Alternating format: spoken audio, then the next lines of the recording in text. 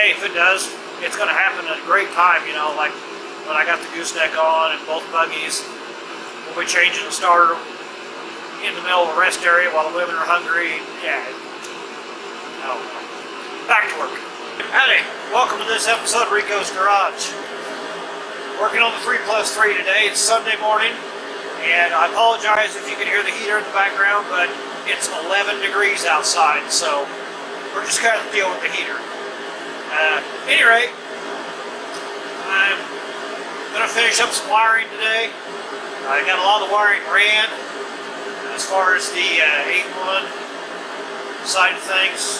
The 8-1 wires just like the other LS motors, the 48, 53, 60, 57 LS1. And if that makes sense. Essentially what an 8-1 is it's basically a big block Chevy mechanicals with LS1 electronics and injection stuff. So I've got PCM, injection, all that wiring, all that handled right now. Now what I need to do is tie in the square body gauges. I'm going to try to use the square body sending unit for the oil pressure on the 8-1, see if that works. Well, why don't I just show you? That'd probably be better anyway. You can't see it because it's packed up in here so freaking tight, but you'll notice one of these wires running down here, that plugs onto the factory, what would have been the 454 that came into this truck, had the big oil pressure sending unit for the gauge. I threaded that into the 8-1. It takes an adapter because the 454 sender was 1/8 inch pipe thread, the 8-1 is 1/4 inch pipe thread. So I put a bushing in there, thread that on. I'm going to wire that to the square body gauge and see if that works. I'll let you know in the future on that. Right here you can see the 8-1 has a 3-wire coolant temperature sensor. 2 wires go over along this loop here to the PCM, and then the one lone white wire there you see is for the gauge. I got it ran to the square body gauge. So we'll see how that works as well. Starter wire here needs to go down. Battery cables are over there on the bench. We're going to run dual Optimas here, red top starting batteries. The right side battery, the positive will go from here down to the starter. Then we're going to run another cable from here across the core support to the positive on this side. Since we're running them like that, it's still going to be 12 volt, just going to give us more cold cranking amps. The PCM I've got just laying down here for now. I'll fabricate a bracket for that once I know everything's running and working. I need to loom up all the wiring. This ladder out of the way. This right here, we have this fuse block and 2 relays. One relay is for the fuel pump. You can see this yellow wire. I don't have that ran back to the tank yet. The other relay energizes these 3 circuits that I've got daisy chained. So when we turn the key on, it closes the relay, energizes these circuits, which will go to the coils, the injectors, oxygen sensors, mass airflow sensor, pardon me. Mass airflow, coils, injectors. I believe that's everything. And like I say, all that needs tidied up. This is some of the factory wiring. This is our battery power for our PCM. This is our key on ignition wiring. Wiper motor is removed. I haven't put in the clutch master yet. That's why I got the wiper motor removed. Some wires like I say, this all needs loomed up and everything. We'll get into that later. Right now, I'm going to finish up some wiring I've got all along here. I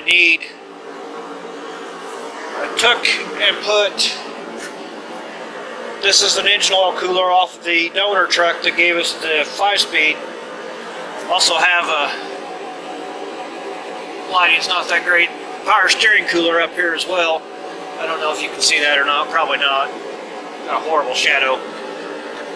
This engine oil cooler right now is not hooked up. I gotta figure out some plumbing for that. I've got the lines off of the donor truck. I don't know if they're gonna work or not. If not, they're just half-inch pipe thread. I'll just put some half-inch pipe plugs in it, and that'll get it to where it'll run. So essentially, for today, it's going to be just get the batteries hooked up, get the rest of the wiring done. Trying to think here. See if we can plumb the oil cooler and hook up the fuel pump, hook up the gas gauge, put some gas in the tank. I know the relays, everything's working. I've tested that, so we'll be able to prime the fuel pump, see if we got fuel pressure, make sure there's no leaks there. We might start this thing today. I don't know for sure. I don't want to promise that yet. We're still a ways off, but I'd like to at least get it to where it'll start and then work on the detail stuff. There's still a ton of detail stuff. Like I say, I got no clutch linkage. They got no throttle linkage. All that needs worked out. And sitting here thinking, I really don't want to lube all this stuff up until I know it's working, just in case we have to chase a problem. So I think I'm going to hook the batteries up, hook the fuel pump, all that stuff, get it to where I'm pretty sure we can see it'll start, and then go from there. So I'm going to put the camera back on the tripod, get to work, and keep you updated whenever I see something you might be interested in.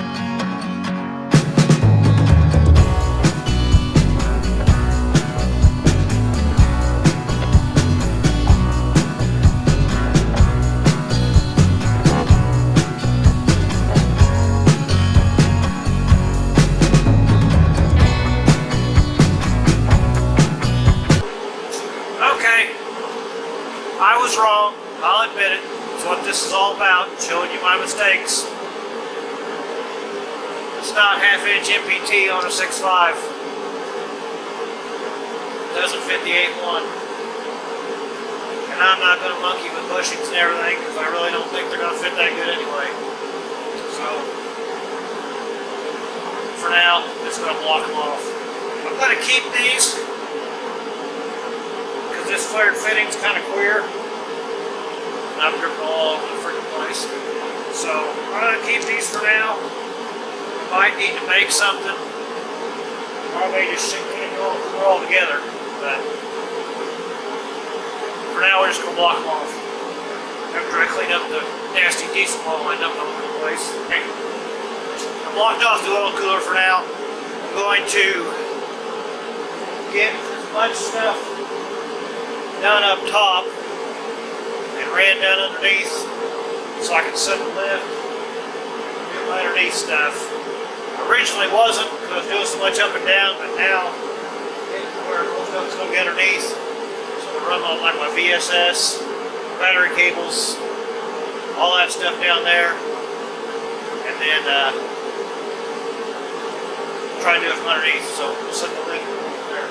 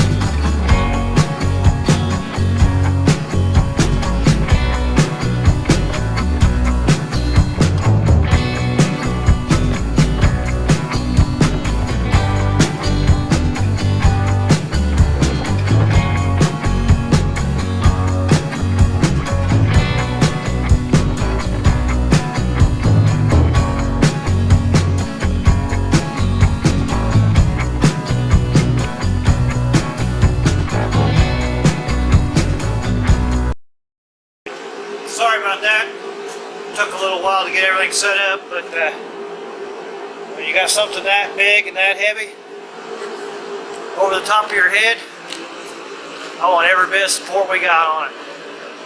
So, back to work. Start with wiring up the starter. Somebody's an idiot. Didn't plug in the light last night.